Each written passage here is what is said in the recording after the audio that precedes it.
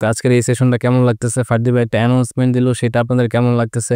এখানে একটা নেটওয়ার্কিং অপরচুনিটিটা হচ্ছে, সেগুলো আপনার কেমন লাগছে? সেটা সম্পর্কে জাস্ট একটু কথা বল। লাইভ সেশনটা অনেক সুন্দর হয়েছিল এবং অনেক মানুষের যে ইনফরমেশনগুলো দিছিল অনেক ভালোই লাগছিল লাইভ সেশনটা করে।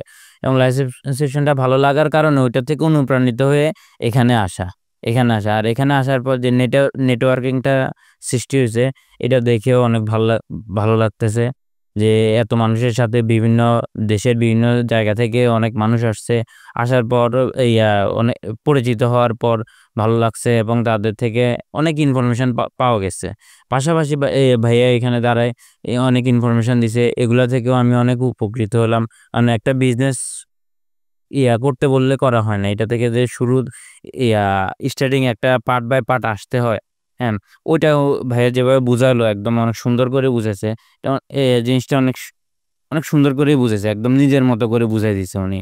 এ আর যে অ্যানাউন্সমেন্টটা দিছে ওয়েবসাইটের ব্যাপারে, ইয়া ২০০ ওয়েবসাইট দিবে, ওয়েবসাইট দিবে ২০০ জনকে।